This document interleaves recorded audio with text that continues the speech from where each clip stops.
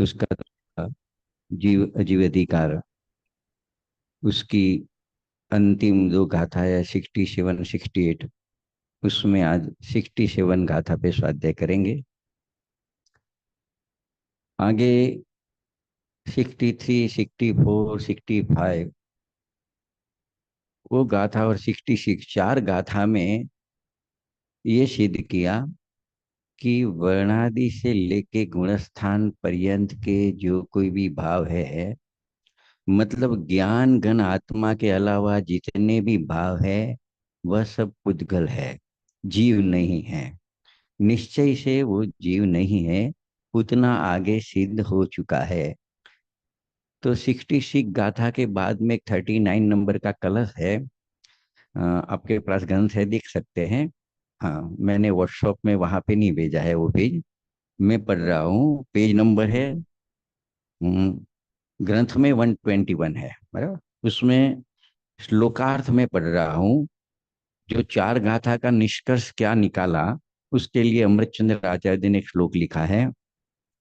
अहो ज्ञानी जनों, ये वर्णादिक से लेकर गुणस्थान पर्यंत भाव है, उन समस्त को एक पुद्गल की रचना जानो। वो सब भाव पुद्गल से रचे हुए, कोई ज्ञान से रचे हुए नहीं हैं। तो वो सब पुद्गल की रचना जानो, इसलिए यह भाव पुद्गल ही हो, आत्मा न हो। क्योंकि आत्मा तो विज्ञान घन है, ज्ञान का पुंज है, इसलिए वह इन वर्णादिक भावों से अन्य ही है। इतनी तो सिद्धि हो गई है। अभी 67 नंबर की गाथा है, उसका उपोद्घात है। ये ग्रंथ में तो कंटिन्यू है, लेकिन वहां मैंने व्हाट्सएप में पेज भेजा है, वो 361 नंबर का पेज है। वहाँ समयसार गाथा 67 नंबर लिखा है। वह हिंदी अनुवाद के ऊपर डेडलाइन लिखी है, उपोद्घात जिसको बोलते हैं, वो पढ़ रहा हूं मैं। अब यह कहते हैं कि इस ज्ञान घन आत्मा के अतिरिक्त जो कुछ है उसे जीव कहना, सो सब व्यवहार मात्र है। क्योंकि वो सब पुद्गल की रचना है, बता दिया। फिर भी उसको अगर जीव कहा, किसको? ज्ञान घन आत्मा के अलावा किसी भी चीज को जीव कहा, तो वो सब व्यवहार मात्र है, व्यवहार से कहा है ना। क्योंकि जीव है नहीं, फिर भी जीव कहा। जो कुछ है, मतलब ज्ञान घन आत्मा, उसके अलावा जो कुछ भी है न, वो जो कुछ में यहाँ पे ये गाथा में लेंगे पर्याप्त, अपर्याप्त लेंगे, सूक्ष्म लेंगे, बादल लेंगे, ये सब शरीर के नाम है। बादर जीव बोलते हैं, वो तो जीव अंदर होता है, इसके लिए बादर है, वो शरीर है, सूक्ष्म शरीर है। पर्याप्ति शरीर आदि की होती है, पुद्गल की। अपर्याप्त लब्ध पर्याप्त जीव भी शरीर, वो भी पुद्गल का होता है। तो मतलब जो कुछ में ये सब ले लिया, और 50 नंबर से 55 नंबर की छह गाथा में तो 29 प्रकार के भाव ले लिए, वो सब पुद्गल के हैं। तो जो कुछ है, मतलब ये जितने भी भाव जिनागम में कहे हैं, बाहर दिखने में आता है, ज्ञानगन आत्मा के सिवा जो कुछ भी दिखने में आता है, उसको अगर जीव कहा, जीव का कहा, तो वो सब व्यवहार मात्र है। उतना इस गाथा में बताने का प्रयोजन है।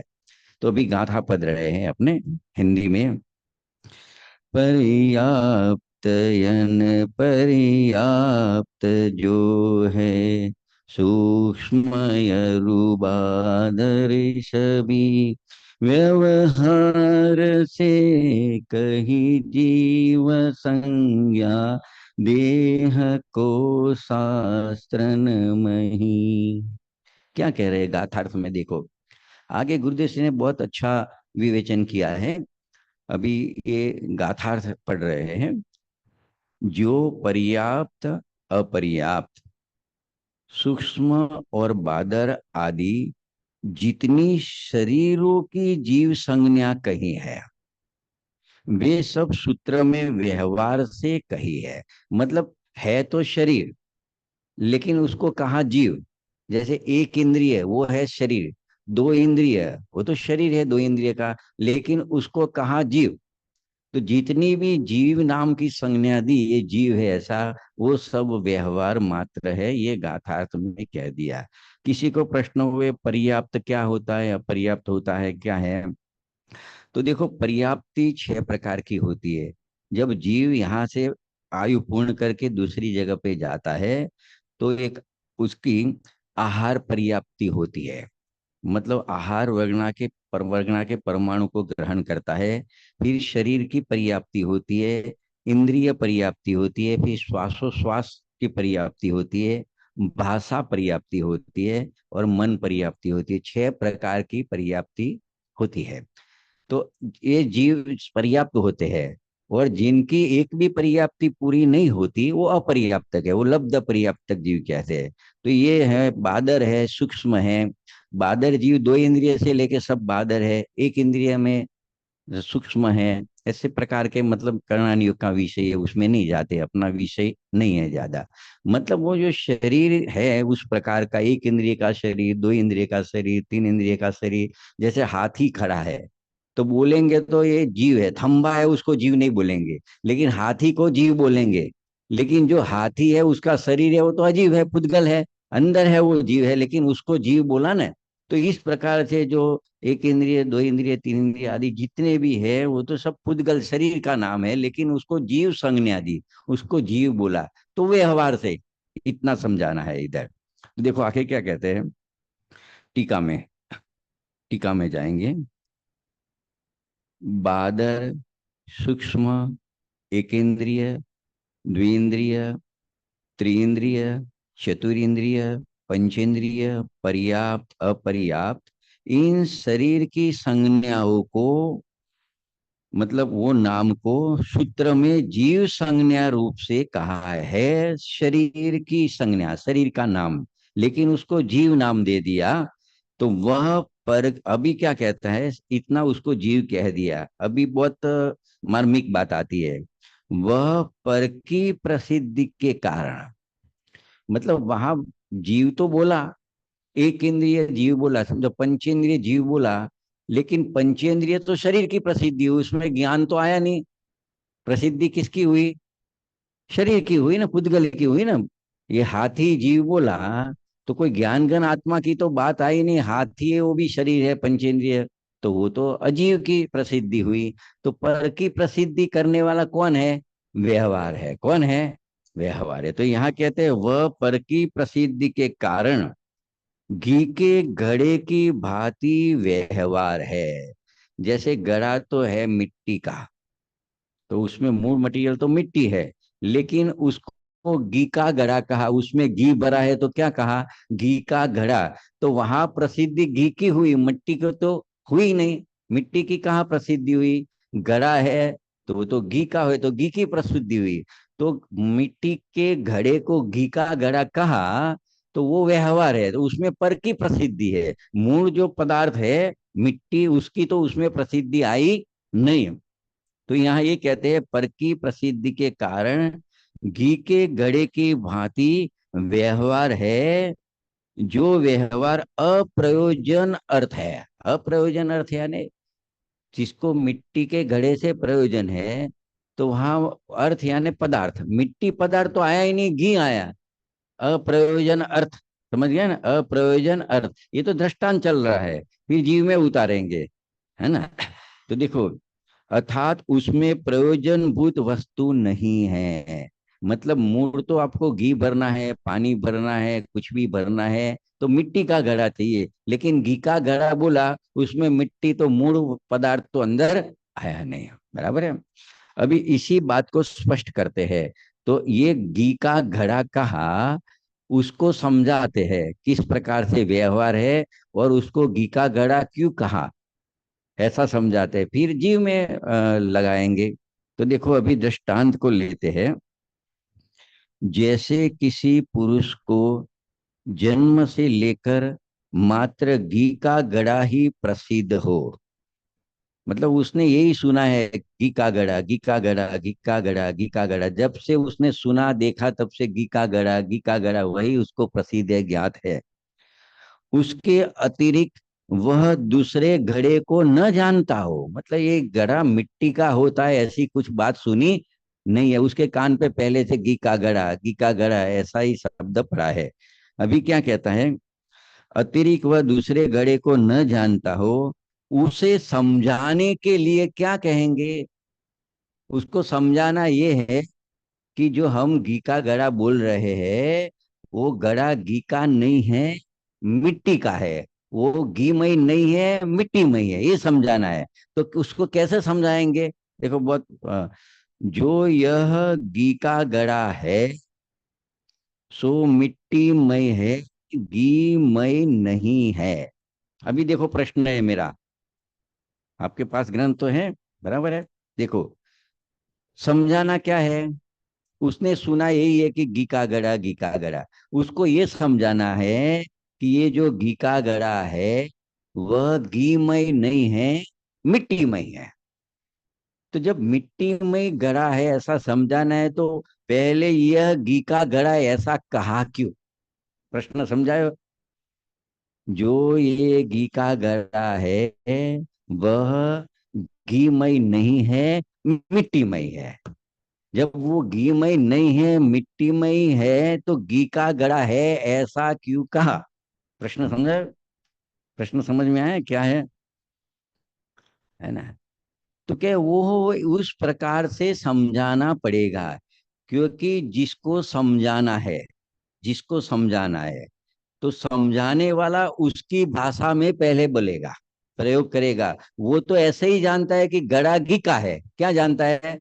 तो उसको ये समझाएं कि जो घी का घड़ा है वो घीमय नहीं है, मिट्टीमय है। नहीं समझे, नहीं समझे।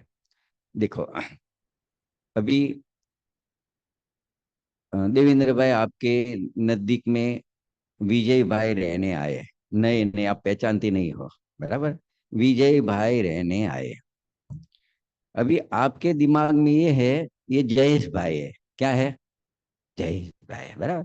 अभी आप उसकी बात आपके घर में करोगे कि भाई है विजय भाई, आप बोलो जयेश भाई सुबह में जल्दी उठते हैं, जयेश भाई मंदिर जाते हैं, जयेश भाई प्रवचन सुनते हैं, जयेश भाई ये करते हैं, जयेश भाई वो करते हैं। अभी मैं आपके घर पे आया, 6 महीना हो गया ऐसे करके, बराबर। तो आपने मैं विजय भाई को जानता, मतलब इनको भी जानता हूँ, आपको भी जान, मैं आपके घर पे आया, फिर आप बोलोगे हमारे पड़ोस में जयेश भाई आए हैं, क्या बोलोगे आप, तो यही बोलोगे हमारे पड़ोस में जयेश भाई आए हैं, वो बहुत जल्दी उड़ जाते हैं। तो मैं आपको क्या कहूंगा, ये जयेश भाई है ना, वो जयेश भाई नहीं है, विजय भाई है।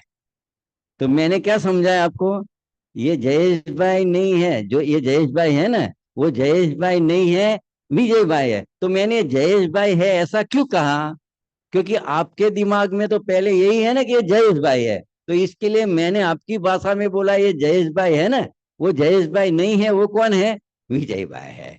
तो उसने पहले से परिचित है घी का घड़ा, तो उसको ऐसे समझाते हैं, ये जो घी का घड़ा है ना, तू मान रहा है घी का घड़ा, वो घी का घड़ा है, वो घीमय नहीं है, मिट्टीमय है। समझा। देखो तो देखो, इस प्रकार समझाने वाले के द्वारा घड़े में घी के घड़े का व्यवहार किया जाता है। मेरे को पहले उसको यही बोलना पड़ेगा, आप जो जयेश भाई है ना, वो जयेश भाई नहीं है, वो कौन है, विजय भाई है, ऐसे, बराबर। तो ये तो दृष्टांत हुआ। सिद्धांत क्या निकालते हैं कुनकुन आचार्य देव, देखो, इसी प्रकार अज्ञानी लोक को अनादि संसार से लेकर, जितने भी अज्ञानी जीव है वो अनादि संसार से लेकर उनके लिए अशुद्ध जीव ही प्रसिद्ध है। वो जीव ज्ञान मात्र है, जीव चैतन्य मात्र है, जीव भगवान है, परमात्मा है, आत्मा परमात्मा है, उसका परिचय है ही नहीं। उसके ज्ञान में तो अशुद्ध जीव ही है।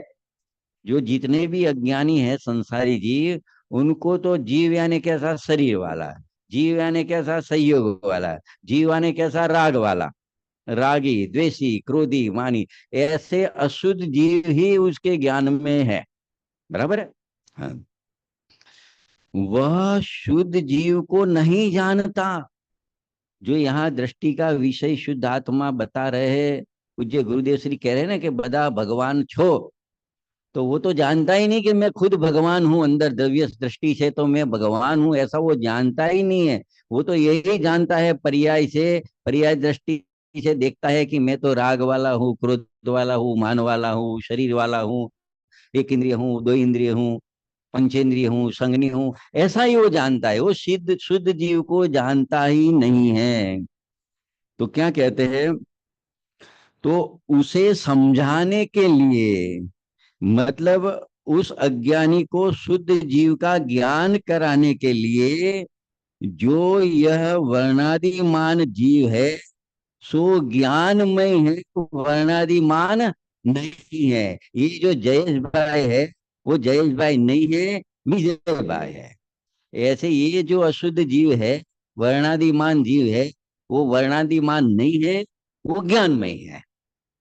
ऐसा दृष्टांत और दृष्टांत समझा दिया। कुंद कुंद आचार्य देव ने बोला था, उसको अमृत चंद्र आचार्य देव ने समझा दिया।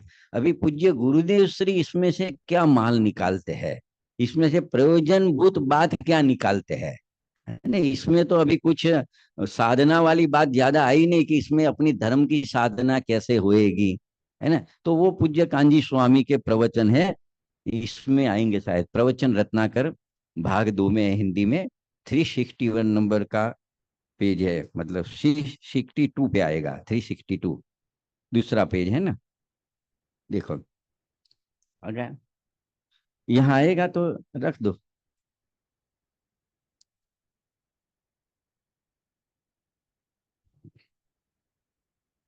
इधर नहीं आएगा ना। हाँ ठीक है, ठीक है, चलो मैं पढ़ रहा हूँ, है ना। देखो, गाथा 67 की उस्थानिका गाथा एवं एवं उसकी टीका पर प्रवचन पूज्य कांजी स्वामी के, बराबर, गुरुदेव श्री के। देखो उन्होंने कहाँ से शुरू किया, है ना। पहले तो असली जो आत्मा है उसका स्वभाव है, वहां से उठाया। उन्होंने बोला आत्मा तो विज्ञान घन है। कैसा है? आत्मा तो विज्ञान घन है। अपने को ऐसे भाव भाषण का, मैं तो विज्ञान घन हूं, बराबर। अर्थात ज्ञान का घन पिंड है, अर्थात ज्ञान का घन पिंड है, बराबर है। अभी क्या कहते हैं, इस ज्ञान घन के अतिरिक्त वर्ण, गंध, शरीर, मन, वाणी, इंद्रिय, दया, दान आदि भावों को जीव का कहना व्यवहार मात्र है। अभी देखो, आत्मा तो विज्ञान गण है, ज्ञान गण है। अभी देखो नेमिनाथ भगवान का रंग कैसा था, वर्ण कैसा था?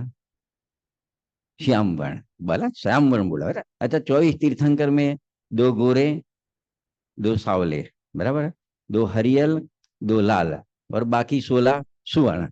तो वो वर्ण बोला, तो वर्ण तो शरीर का है, लेकिन उस आत्मा की वर्ण बताई 24 तीर्थंकर की, तो वो सब व्यवहार है। वो सब क्या है? व्यवहार है। तो ऐसे स्पर्श से बोलो, रस से बोलो, गंध से बोलो, है ना, राग से बोलो, द्वेष से बोलो, वो सब पुद्गल की रचना है। और उसको जीव का कहना, राग जीव का है, द्वेष जीव का है, क्रोध जीव का है, वो सब क्या है? व्यवहार है, बराबर है। ये सब व्यवहार मात्र है। अभी आगे ले जाते हैं गुरुदेव से। जीव को जो बादर, सूक्ष्म, एकेंद्रिय आदि कहा, मतलब चींटी है उसको कैसा जीव कहेंगे? 3 इंद्रिय। ईयर वगैरह होती है उसको 2 इंद्रिय कहेंगे। मक्खी वगैरह को 4 इंद्रिय कहेंगे। ये कुत्ता, गाय, भैंस दिखता है उसको पंचेंद्रिय कहेंगे। मनुष्य, देव, नारकी को पंचेंद्रिय कहेंगे। तो उसको पंचेंद्रिय जीव कहा ना, तो वो पंचेंद्रिय तो शरीर है। 3 इंद्रिया तो शरीर है, 2 इंद्रिय का तो शरीर है। तो गुरुदेव श्री कहते हैं जीव को जो बादर, सूक्ष्म, एक इंद्रिय आदि, 2 इंद्रिय, 3 इंद्रिय आदि कहा है, वह व्यवहार से कहा है। क्योंकि बादर, सूक्ष्म आदि तो देह की संज्ञा है, वो तो शरीर के नाम है। किसी का शरीर एक इंद्रिय, किसी का 2 इंद्रिय है, किसी का पर्याप्त है, किसी का अपर्याप्त, वो तो शरीर की बात है। और जीव की कही वो क्या है? व्यवहार है, बराबर। इस कारण सूत्र में जहां एकेंद्रिय को जीव नाम से कहा गया है, सूत्र में यानी कोई भी गाथा में, व्यवहार के ग्रंथों में, वह असद्भुत व्यवहार नहीं से कहा है। मतलब व्यवहार भी बताया और व्यवहार का नाम भी दे दिया असद्भुत। मतलब जिस पदार्थ की सत्ता आत्मा में नहीं है, उस पदार्थ की सत्ता को आत्मा में कहना, उसको असद्भुत व्यवहार ने कहने में आता है। देखो अभी क्या कहते हैं, मैं पढ़ रहा हूं, आपके पास नहीं है ग्रंथ इसके लिए, वहां तो है ऑनलाइन, तो मैंने भेजा है ना।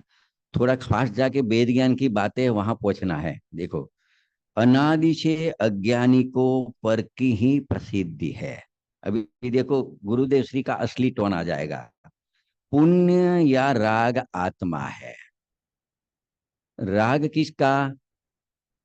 आत्मा का। समझो अभी क्या कह रहे हैं। ऐसा ही अनादि से अज्ञानी को प्रसिद्ध है। ज्ञान आत्मा का वो प्रसिद्ध नहीं है। इसको ऐसा राग है, इसको ऐसा राग है, ये रागी है, रागी है। मतलब राग आत्मा ऐसा ही अज्ञानी को प्रसिद्ध है। इसीलिए उसी की भाषा में ऐसा समझाया है कि जिस राग को तू आत्मा कहता है, वास्तव में वह राग आत्मा नहीं है, इतना ही समझाना है। ये राग को आत्मा कहा जिनागम में, वो व्यवहार से कहा। तो व्यवहार से कहा ऐसा कह के ये समझाना है कि जीव रागी नहीं है, जीव ज्ञानमय है, ज्ञान घन है, उतना समझाना है। देखो एक तो मार्मिक पॉइंट ये रख दिया। देखो आगे क्या कहते हैं, रागमय भाव आत्मा नहीं है, आत्मा तो ज्ञानमय है। किसकी भांति? घी के गड़े की भांति। मतलब घी का गड़ा है, वो घीमय नहीं है, वो मिट्टीमय है। ऐसे रागी आत्मा है, वो रागी नहीं है, ज्ञा रागमय नहीं है, ज्ञानमय है। इतना समझाना है, बराबर है। देखो, परंतु यह व्यवहार अप्रयोजनभूत है। कौन सा व्यवहार? आत्मा को रागी कहा तो व्यवहार से कहा, लेकिन वो व्यवहार अप्रयोजनभूत है। अप्रयोजनभूत यानी कि जिससे प्रयोजन की सिद्धि नहीं होती। अपना प्रयोजन है सम्यक दर्शन की प्राप्ति करना, वितराग भाव की प्राप्ति करना। अभी रागी जीव कहा, वो तो व्यवहार से कहा, लेकिन राग से तो प्रयोजन की सिद्धि नहीं होती, राग से तो वितराग भाव की प्राप्ति नहीं होती। बेंसरी बेन की भाषा में कहे तो लसण खाता खाता कस्तूरी ना उठकार ना આવે। બીજો બોલ છે ને, આકડિયાનું બી નાખે તો આકડિયો થાય અને આમનું બી નાખે તો આમ થાય। એમ રાગ કરે તો બંધ થાય, રાग करे तो मुक्ति ना મળે। तो व्यवहार से कहा ना, रागी जी वो तो व्यवहार से कहा। तो वो अप्रयोजन भूत है। वो कैसा है? अप्रयोजन भूत है, उससे प्रयोजन की सिद्धि होती नहीं है। क्योंकि इससे कोई प्रयोजन सिद्ध नहीं होता। न वितराग भाव होता है, न सम्यक दर्शन होता है, न सम्यक ज्ञान होता है, न मोक्ष मार्ग होता है, न संवर होता है, न निद्रा होती है। कुछ मोक्ष मार्ग प्रकट होता नहीं है। इसी प्रकार जैसे राग की बात की, इसी प्रकार गुणस्थान, जीवस्थान, मग्नस्थान आदि में आत्मा तन्मय नहीं है।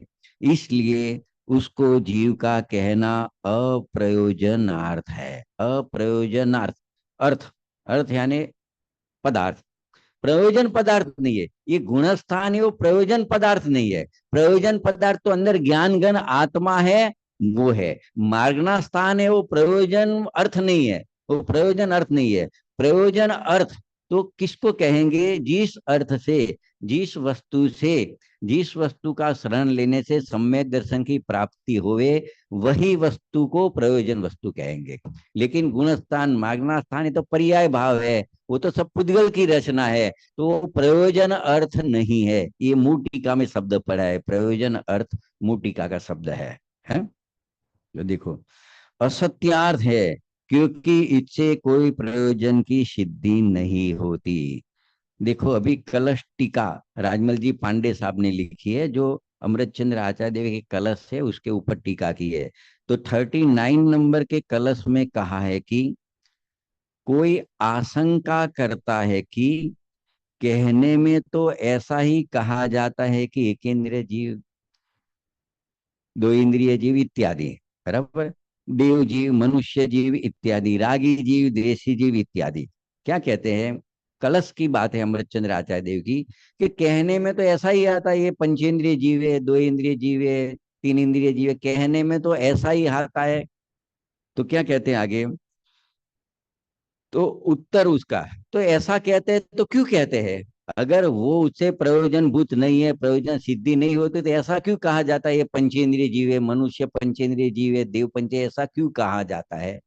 तो बस कहा जाता है, लोक व्यवहार में भी नहीं कहा जाता, ऐसे उल्टी बात नहीं करते। कैसे, देखो, कोई स्त्री है, कोई बहन है, वो डब्बा लेके चक्की में जा रही है, बराबर है? उसको कोई पूछेगा कहाँ जा रहे हो, तो वो कहेगी आटा पीसने, पिसाने। क्या बोलेगी, तो आटा पिसाने जा रही है कि दाना पिसाने जा रही है, दाना पिसाने, लेकिन ऐसा कहते हैं, ऐसा कहते हैं कि आटा पिसाने जा रहे हो। जैसे भाई गुजरात मेल कौन से प्लेटफॉर्म पे आती है, बराबर है? प्रश्न भी ऐसा है, उलट सुलट, कौन से प्लेटफॉर्म पे आती है, वो बोलेगा 1 नंबर के प्लेटफॉर्म पे आती है। तो गाड़ी प्लेटफॉर्म पे आती है 1 नंबर के, तो फिर ये अपने कहाँ खड़े रहेंगे, वो तो 1 नंबर की पटरी पे आती है, लेकिन प्लेटफॉर्म पे आती है, ऐसा कहाँ जाता है।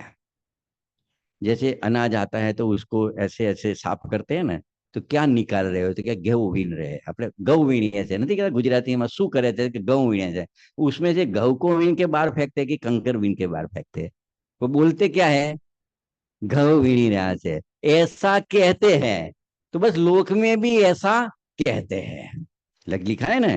कोई आशंका करता है कि कहने में तो ऐसा ही आता है कि एक इंद्रिय जीव है, दो इंद्रिय जीव है इत्यादि, देव जीव, मनुष्य जीव इत्यादि, रागी जीव, देसी जीव इत्यादि, तो ऐसा ही कहने में आता है, तो क्यों ऐसा है।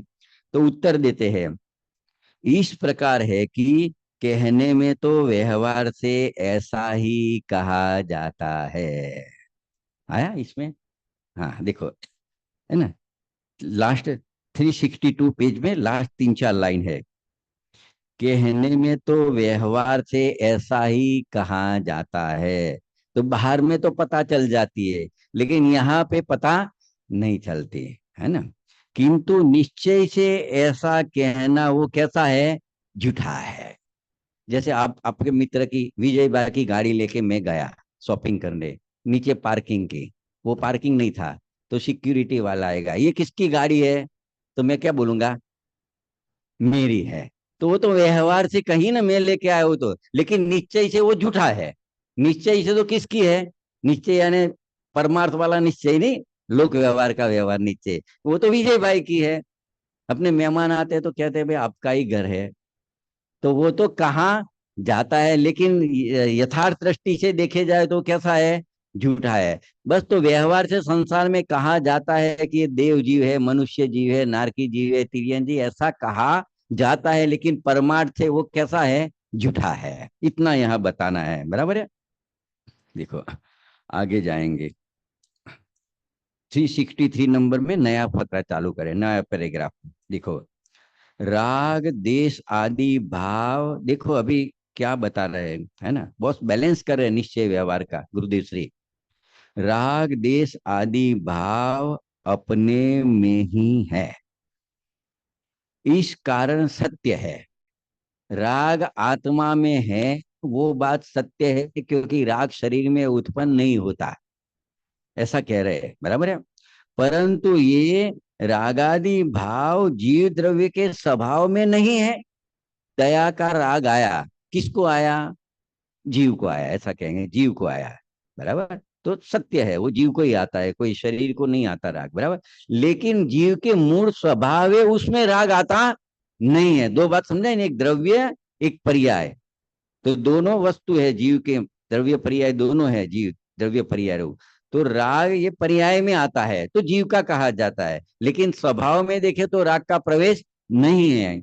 बहुत मार्मिक बात है इसमें, देखो, राग देश आदि भाव अपने में ही, यानी पर्याय में लेने का, कहाँ लेने का, पर्याय अपने में ही है, इस कारण सत्य है। परंतु ये रागादि भाव जीव द्रव्य के स्वभाव में नहीं है। अभी राग कौन सा, वो क्लेरिफिकेशन करे। दया, दान, व्रत, तप, भक्ति आदि विकल्प आत्मा में है, मतलब पर्याय में होता है, इसीलिए कहा आत्मा में है, ऐसा व्यवहार से कहा जाता है।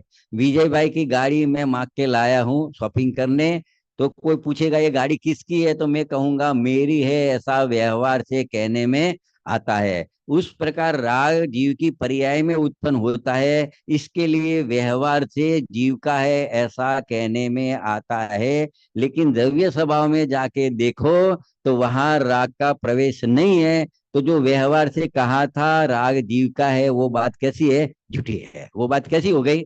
झूठी हो गई। तो इस कारण जब ऐसा व्यवहार से कहा ना राग जीव का है, जीव में है, इस कारण तुझे भ्रम हो गया। क्या भ्रम हो गया? देखो, जहां कहा वहां तो व्यवहार से कहा, लेकिन तेरू को भ्रम खड़ा हो गया। क्या भ्रम हो गया? कि राग क्या भ्रम हो गया? कि व्यवहार द्वारा निश्चय की पहचान कराई है, अर्थात राग द्वारा आत्मा की पहचान कराई है, किंतु ये भ्रम अज्ञानी राग में ही अटक जाता है। मतलब वो राग करने ही लग जाता है। वो शुभ राग दया दान व्रत का जो बताया ना भक्ति का, उसमें ही लग जाता है। और ये जान रहा है कि इससे मेरे को धर्म होएगा, और ये धर्म करते करते मेरी मुक्ति हो जाएगी। अभी लिया ना, ज्ञान क्रिया व्यायाम मोक्ष आता है ना, तो क्रिया आई ना। तो ज्ञान किसको बोला पहले? शास्त्र ज्ञान को ज्ञान नहीं बोला, आत्मज्ञान को ज्ञान बोला। और क्रिया किसको बोला? कि ज्ञान का ज्ञान में स्थिर होना, अपनी आत्मा में स्थिर होना, वो क्रिया है। कोई राग करना वो कोई क्रिया नहीं है, वो धर्म क्रिया नहीं है, वहां से मोक्ष नहीं होता।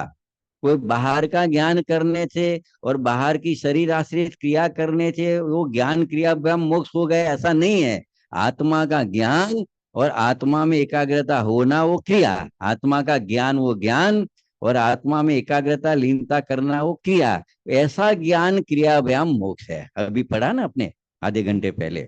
तो देखो क्या कहते हैं, व्यवहार द्वारा निश्चय, हाँ, अटक भाई आत्मा तो त्रिकाणी ध्रुव ज्ञायक मूर्ति विज्ञान घन प्रभु भगवान है। यह कथन भूतार्थ अथवा सत्यार्थ है। आत्मा में राग है ऐसा भी कहा जाएगा, और आत्मा भगवान है ऐसा भी कहा जाएगा। तो ये दोनों में कौन सा कथन सत्यार्थ है? त्रिकाल सत्य। आत्मा भगवान है, भूतार्थ है वो त्रिकाल सत्य है, राग है वो तो क्षणिक सत्य है। तो जो त्रिकाल सत होता है उसको ही सत कहा जाता है। क्षणिक सत है वो तो चला जाता है, बराबर है, वो कोई स्वभाव नहीं है। तो ऐसा ध्रुव आत्मा ही दृष्टि का विषय है, तथा उसमें दृष्टि करने पर ही सम्यक दर्शन होता है। इसके अतिरिक्त जीव को दया दान आदि अनेक विकल्प वाला कहना व्यवहार है, असत्यार्थ है, क्योंकि जीव उन विकल्पों से तन्मय नहीं है। तन्मय, ये बाजू ज्ञान घन आत्मा और पर्याय में राग। तो आत्मा तन्मय किससे है? तो क्या रागादि भाव के साथ तन्मय नहीं है। वो किसके साथ तन्मय है? अपने स्वभाव के साथ तेमय, स्वभावमय है। तो इसके साथ तो तन्मय है, रागादि के भाव के साथ तन्मय नहीं है। देखो अभी पलटी मार के समझाते हैं। पलटी मारते हैं यानी देखो नीचे एक गाथा लिखी है, प्रवचन सार की 189 गाथा। अभी क्या बोला? राग के साथ आत्मा तन्मय नहीं है, अपने स्वभाव के साथ तन्मय है। अभी क्या कह रहे हैं देखो, प्रश्न है, ये प्रश्न है।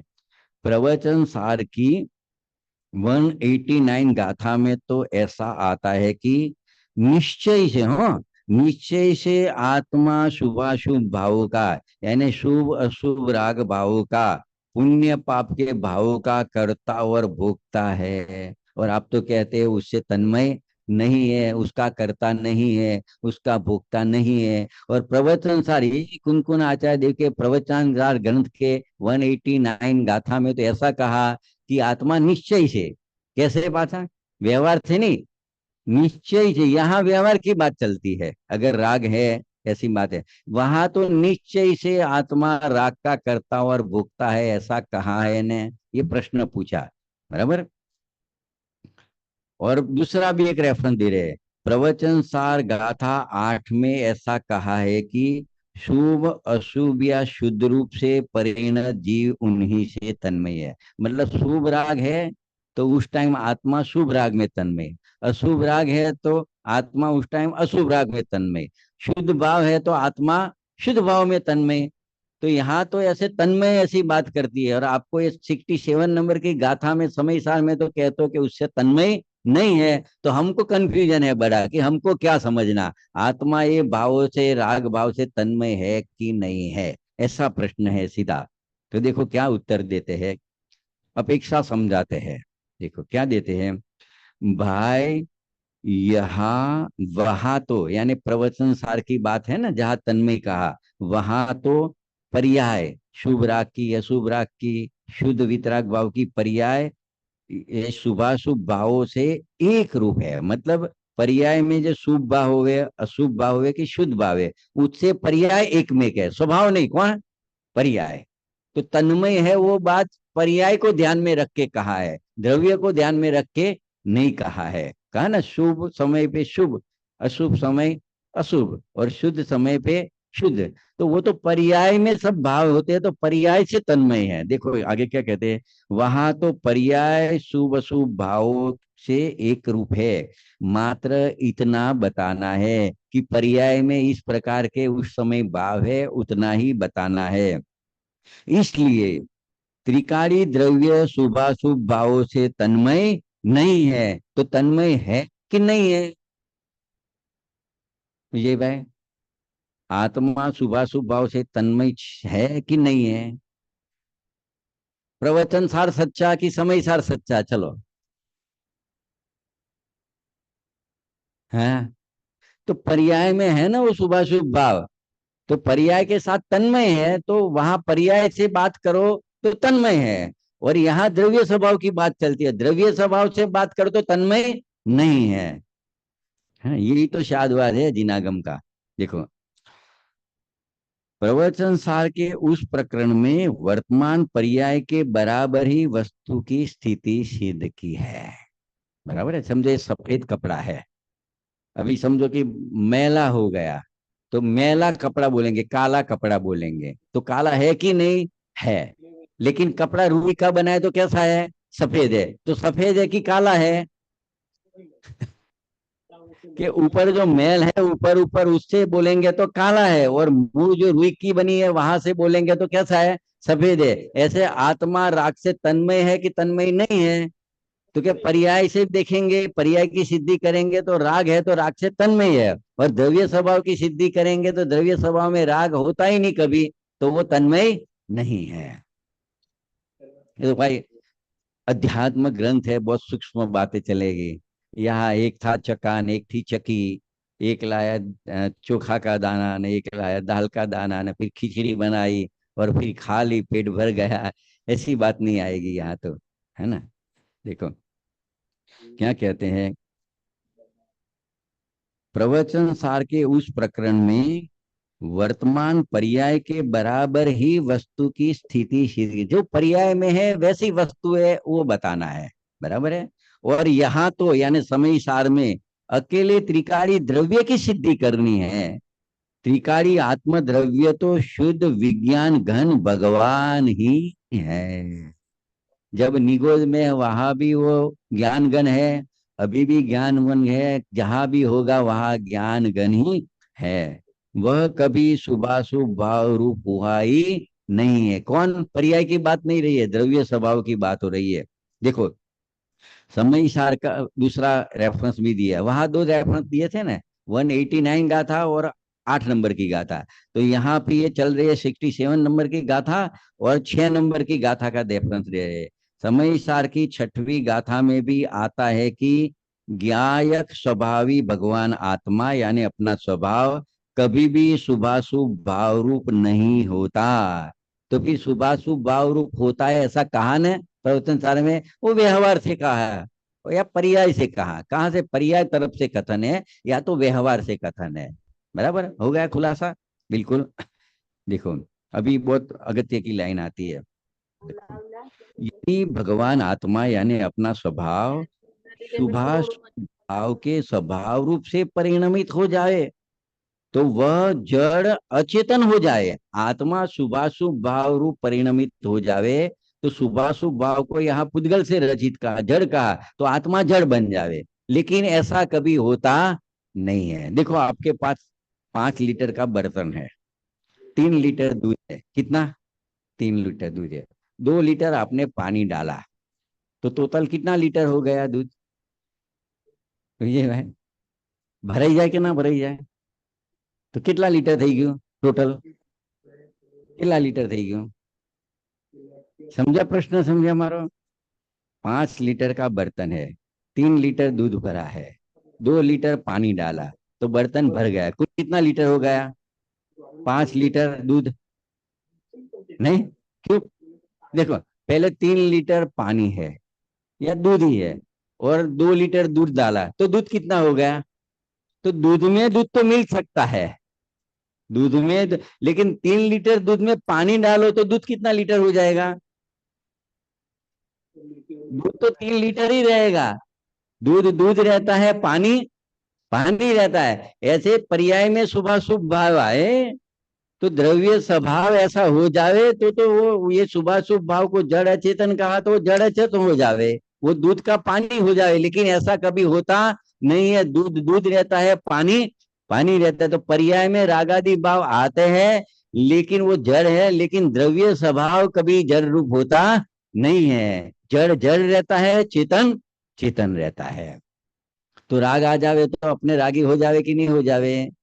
देखो, पर्याय को देख के बोलेंगे तो रागी बोलेंगे, द्रव्य स्वभाव को देख के बोलेंगे तो कभी में राग रूप होता नहीं हो। ये शैली है समय सार की, है ना? देखो देखो, वहां जो है ना, भाई भक्ति व महाव्रत आदि के जो शुभ भाव है वह जड़ अचेतन है, क्योंकि उसमें चैतन्य की किरण नहीं है। वहां प्रवचन सार में पर्याय की अपेक्षा से आत्मा शुभाशुभ भाव से तन्मय है, ऐसा कहा है। परंतु यहाँ पे 67 नंबर की गाथा में तो द्रव्य की अपेक्षा से कथन है, द्रव्य की अपेक्षा से आत्मा शुभाशुभ भाव से तन्मय नहीं है, ऐसा यहाँ पे सिद्ध किया है। देखो पढ़ रहे थे आगे, प्रवचन सार की 189वीं गाथा में जो ऐसा कहा है कि निश्चय से आत्मा राग का कर्ता व भोक्ता है, वहां यह अभिप्राय है कि राग आत्मा की परिणति है। आत्मा स्वतः राग का करता है तथा स्वतः भोगता है। पर की परिणति को जीव की कहना व्यवहार नहीं है, तथा जीव की परिणति को जीव का कहना निश्चय है। इस अपेक्षा से निश्चय से आत्मा राग का करता है, भोगता है, ऐसा कथन का अर्थ है। क्या लिया? बहुत मार्मिक बात कह दी। देखो, आत्मा राग का करता है, वो निश्चय है कि व्यवहार है? अभी इतनी चर्चा चली, हाँ। देखो, द्रव्य को देख के बोलेंगे तो द्रव्य में तो राग है नहीं, बराबर है, फिर भी राग तो है, पर्याय में है। तो जो जो पर्याय में होता है उसको व्यवहार से कहा जाता है। अभी द्रव्य को बाजू में रखो, अभी पर्याय में आके बात करो। कहाँ पे? पर्याय में। अभी पर्याय में करता है कुछ, पर्याय का काम ही है कार्य होना, कार्य होना, बराबर। अभी ये हाथ ऊंचा किया मैंने, बराबर, एक कार्य, एक हाथ ऊंचा होने का कार्य हुआ, और हाथ ऊंचे करने का राग का कार्य हुआ, बराबर। द्रव्य में तो कुछ कार्य होता ही नहीं है, वो तो निष्क्रिय है। लेकिन देखो, इसमें ये मैंने हाथ ऊंचा किया तो उसको व्यवहार कहेंगे, क्योंकि मेरी इच्छा थी हाथ ऊंचा करने की। लेकिन हाथ ऊंचे करने का राग मैंने किया, वो निश्चय हो गया है, क्योंकि राग पर्याय में ही है। कहाँ है? पर्याय में। तो राग तो कर सकता है, लेकिन परद्रव्य को कर सकता नहीं है। लेकिन वहां निमित्त बनता है, तो व्यवहार से परद्रव्य का काम किया, ऐसा कहने में आता है। लेकिन राग व्यवहार से नहीं किया है, पर्याय में खड़े रहे तो पर्याय में ही राग उत्पन्न हुआ है। हाथ ऊंचा करने का राग कहाँ हुआ है? पर्याय में। वो पर्याय की ही परिणति है, राग वो पर्याय की परिणति है। परद्रव्य का आगे पीछे करना वो पर्याय की परिणति नहीं है, जीव की परिणति नहीं है। तो परद्रव्य का आगे पीछे करना मतलब होना, और उसने किया ऐसा कहना वो व्यवहार, लेकिन राग किया है वो कहना वो निश्चय। तो यहाँ पर्याय में दो परिणति बताई, एक पर की परिणति और एक राग की परिणति जो होता है पर्याय में, तो राग की परिणति तो करता है, राग तो कर सकता है, पर्याय में राग होता है, लेकिन परद्रव्य को करता नहीं है। जैसे बताओ, एक सिंपल दृष्टांत लेके 2 मिनट में खत्म कर देखो। आप कहाँ रहते हो, तो सोसाइटी आपकी समझो, बराबर है। तो अन्य सोसाइटी से भिन्न कहने के लिए मेरी सोसाइटी ये फलानी है, तो सोसाइटी मेरी ऐसा कह दिया, बराबर है। मतलब दूसरी सोसाइटी मेरी नहीं, मेरी ये सोसाइटी है, उसमें 50 बंगले हैं, कुछ भी है, बराबर है। अभी वो बोले मेरे को तेरे घर पे आना है, तो 50 बंगले हैं, तो वो बोलेगा भाई 11 नंबर में आ जा, क्या बोलेगा? 11। तो पूरी सोसाइटी ऐसा तो नहीं बोलेगा ये सोसाइटी मेरी है, आ जा, ऐसा नहीं बोलेगा अभी। तो पहले मेरी सोसाइटी ऐसा क्यों बोला? कि अन्य सोसाइटी से भिन्न करने, अपनी सोसाइटी को भिन्न करने के लिए बोला ये सोसाइटी मेरी है, बराबर, इसमें आना। और फिर जब अपने मकान में जाने की बात आई हो, तो सोसाइटी में तो 50 बंगले हैं, तो ऐसा नहीं कहा सोसाइटी मेरी है, वो क्या कहा, 11 नंबर मेरा है। आप समझे ना, 11 नंबर मेरा है ना। तो देखो, जब परद्रव्य का कर्तृत्व का निश्चित करना है, तो परद्रव्य का तो कर नहीं सकता ज्ञानी अज्ञानी कोई, लेकिन राग पर्याय में होता है, तो राग जीव में होता है, वो निश्चय हो गया। और परद्रव्य का किया, ऐसा निमित्त की अपेक्षा थी, उसको क्या कह दिया? व्यवहार कह दिया। लेकिन अभी पर्याय और द्रव्य के साथ में आओ, तो ये द्रव्य में तो राग कभी होता ही नहीं है, तो निश्चय से आत्मा में कभी राग होता नहीं है, द्रव्य में बैठ के बात करें तो। और पर्याय में हुआ है, तो उसको व्यवहार कह देंगे, क्या कह देंगे? व्यवहार कह देंगे। तो ऐसी शैली चलती है। तो देखो, एक प्रश्न अंतिम है, फिर 2-3 मिनट में खत्म करते हैं। देखो प्रश्न, फिर जीव राग का करता है या नहीं है, दोनों में सत्य क्या है? एक बात करो, कभी कहते हो जीव राग का करता है, कभी कहते हो जीव राग का करता नहीं है, उसमें सत्य क्या है? जीव राग का करता है या नहीं है, आपको प्रश्न पूछ रहा हूं मैं, अशोक भाई। जीव राग का करता है या नहीं है, कौन सा कथन सत्य है वाला कि नहीं है वाला? आप समझे ना गुणवंत भाई? देखो क्या कहते हैं, अपेक्षा से दोनों ही बातें सत्य है। कैसे? आप आप पिता हो या पुत्र हो?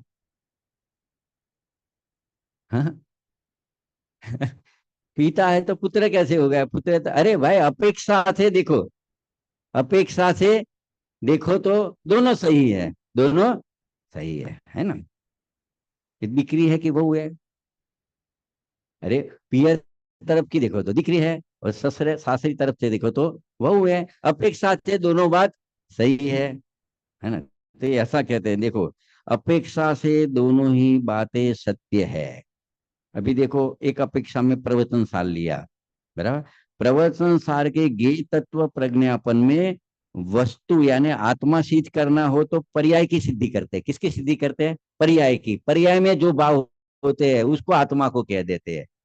वस्तु की सिद्धि पर्याय से की है, जबकि यहाँ यानी समय सार अभी चल रहा है 67 नंबर की गाथा, उसमें द्रव्य सिद्ध करना है, वहां पर्याय सिद्ध करनी है। अभी पर्याय में राग होता है, तो राग का कर्ता उसको कह दिया। द्रव्य में कभी राग होता ही नहीं है, तो राग ही नहीं है, तो राग का कर्ता कैसे हो गया? वहां राग ही नहीं है, तो राग का कर्ता कैसे हो गया? तो देखो, जबकि यहाँ द्रव्य सिद्ध करना है, तो द्रव्य दृष्टि से देखने पर वस्तु तो ज्ञायक मात्र है, जानना मात्र है, करना नहीं है, राग का करना नहीं है, ज्ञायक मात्र है। उसमें राग है ही नहीं, द्रव्य स्वभाव से देखो तो उसमें राग है ही नहीं। इसलिए छठी गाथा को वापिस याद किया है। छठी गाथा की टीका में ज्ञायक भाव जड़ भाव रूप नहीं होता, ऐसा कोष्टक में स्पष्टीकरण किया है। मतलब ज्ञायक ज्ञायक पने से अचेतन रूप कभी हुआ नहीं है। ये शुभाशुभ भाव, शुभ राग अशुभ राग, वह अचेतन है, ऐसा कहना है।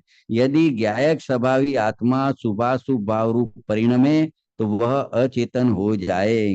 देखो, और अभी क्या लाइन है, भाई वितराग सर्वज्ञ का मार्ग बहुत गंभीर है। इसमें क्या सिद्ध किया सत्य सत्य का? आत्मा राग का करता है कि नहीं है, ये बात कहाँ आई? द्रव्य स्वभाव से देखो तो वहां राग है ही नहीं, तो करने का प्रश्न ही नहीं है। और पर्याय में देखो तो राग है, भूमिका प्रमाण राग है, तो उसका राग है किया ऐसा कहने में आता है। बराबर है।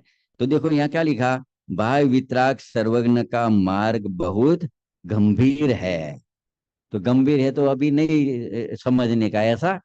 अरे गंभीर है समझोगे तो आगे क्या लिखा है, बोलो तो बता साथे, बता साथे बोलो तो, परंतु फलदायक भी बहुत है। अगर ये मार्ग समझ में आ गया ना, रागादि भाव से मैं भिन्न हूं, मैं ज्ञान गण आत्मा हूं, इतना ज्ञान संधान हो गया और ज्ञान गण में लीन हो गया, तो सम्यक दर्शन, सम्यक ज्ञान, सम्यक चारित्र की प्राप्ति यानी मोक्ष मार्ग की प्राप्ति हो जाएगी। और वो थोड़े समय में भगवान बन जाएगा। क्या बन जाएगा? भगवान बन जाएगा। हम्म, अभी एक अंतिम, ऐसे तो टाइम हो गया है, तो इस तरह से ये बात, मूल बात तो ये थी कि गीरा, घी का गड़ा है वो घीमय नहीं है, मिट्टीमय है। ऐसे घी का गड़ा तो व्यवहार से कहा, ऐसे रागादि जीव, रागमय जीव है ऐसा व्यवहार से कहा जाता है। तो रागमय जीव है वो रागमय नहीं है, ज्ञानमय है। कैसा है? ज्ञानमय है। तो श्रद्धा में क्या लेना, व्यवहार से कहा हुआ कथन श्रद्धा में नहीं लेने का। निश्चय का जो कथन है कि जीव रागमय नहीं है, जीव ज्ञानमय है, उसका श्रद्धान करना, उसका ज्ञान करना। और ज्ञान में जीव है इतना नक्की करके अपने ज्ञान को ज्ञान में, ज्ञानमय आत्मा में स्थिर करना, वही मोक्ष का मार्ग है। और उससे ही मोक्ष की सिद्धि होती है। ऐसा कह के 67 नंबर की गाथा यहाँ पूर्ण करते हैं। हाँ।